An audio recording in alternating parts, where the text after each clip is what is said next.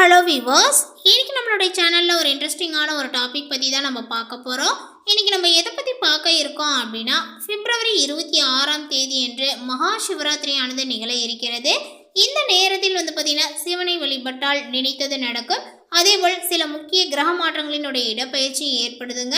So அதனுடைய தாக்கங்களானது பார்த்தீங்கன்னா இந்த கன்னிராசிக்காரர்களுக்கு எப்படிப்பட்ட பலன்களானது கிடைக்க போகிறது, அவர்களுடைய வாழ்க்கையில் அடுத்தடுத்து எந்த மாதிரியான விஷயங்கள்லாம் நடக்க போகுது, இவர்கள் எந்த விஷயத்தில் கவனமாக இருக்க வேண்டும், அதேபோல் இவர்களுக்கு பார்த்தீங்கன்னா கடந்த சில காலங்களாகவே பார்த்தீங்கன்னா நிறைய பிரச்சனைகளும், ஆரோக்கிய ரீதியான பிரச்சனை, பண பிரச்சனை, குடும்பத்தில் சிக்கல்கள், இந்த மாதிரி நிறைய விஷயங்களை பார்த்தீங்கன்னா கன்னிராசி நேயர்கள் சந்தித்திருப்பீங்க.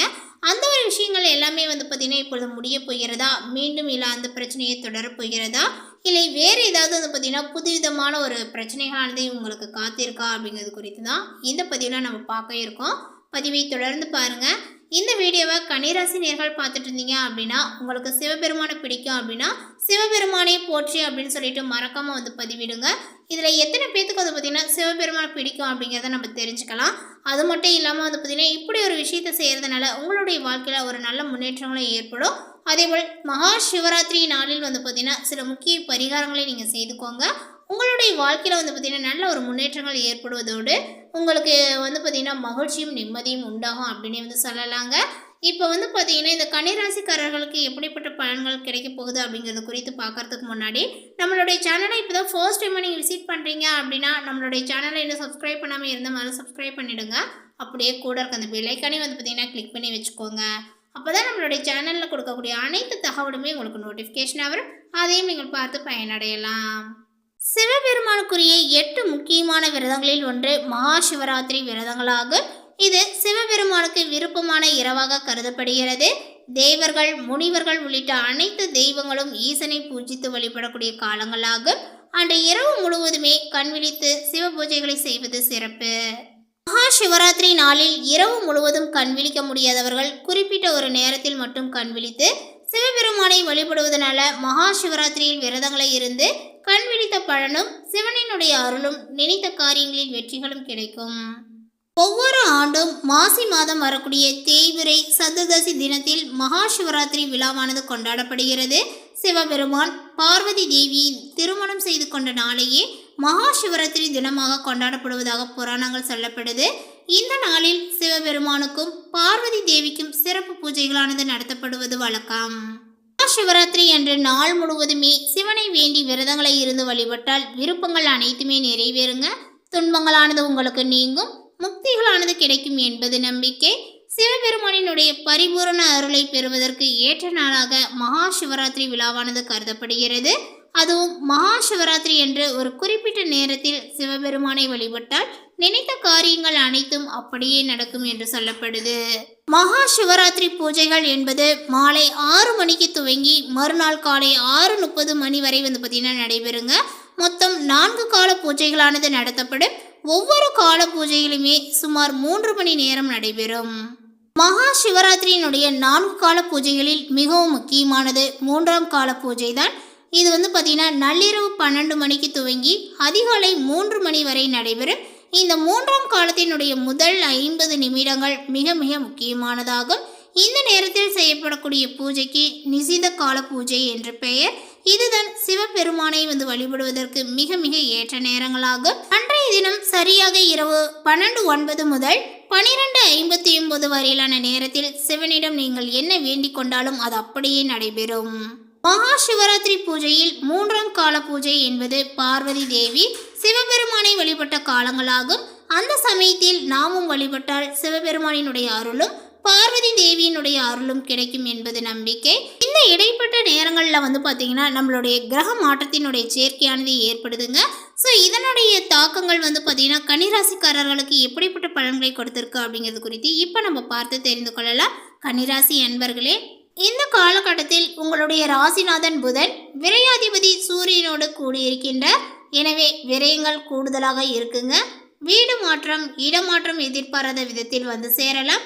அதே போல் உங்களுக்கு கடன் சுமைகளானது கொஞ்சம் அதிகரிக்குங்க. கடமையை சரிவர செய்ய முடியாமல் கவலையும் படுவீர்கள். உற்றார் உறவினர்களினுடைய பகையானது உருவாகாமல் பார்த்து கொள்வது நல்லது. பங்குதாரர்கள் உங்களை விட்டு விலக நேரிடும். எதிர்மறை சிந்தனைகளானது வந்து பார்த்திங்கன்னா அதிகரிக்குங்க. எதையுமே திட்டமிட்டு செய்ய இயலாது.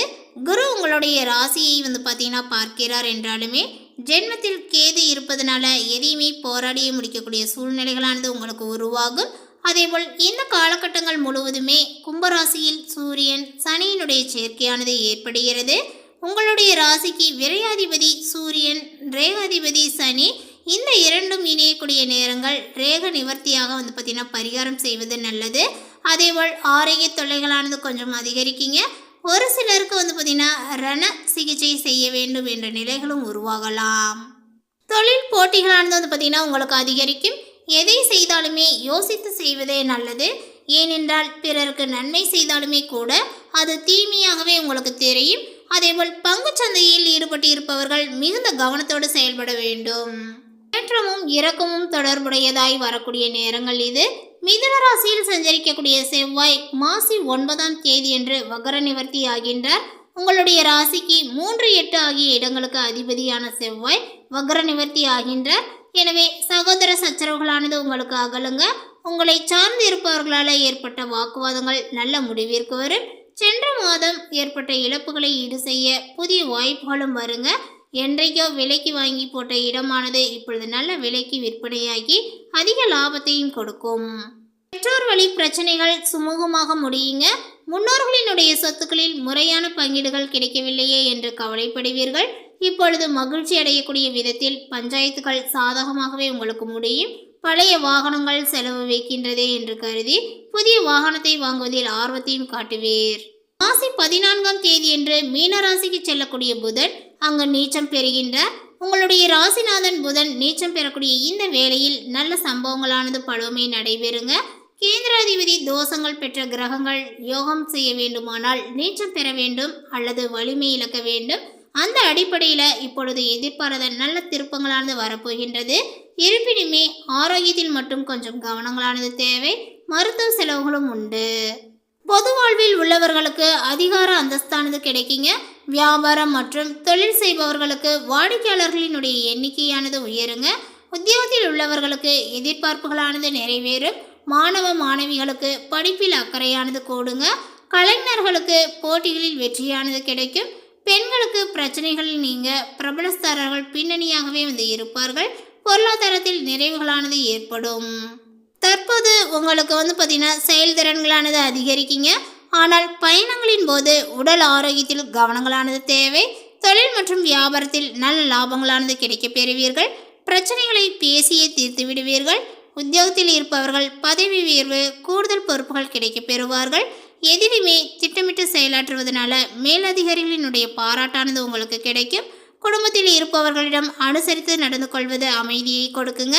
கணவன் மனைவி இருவருமே சேர்ந்தெடுக்கக்கூடிய முடிவுகளால் குடும்ப விஷயங்களானது சாதகமாகவே நடக்கும்.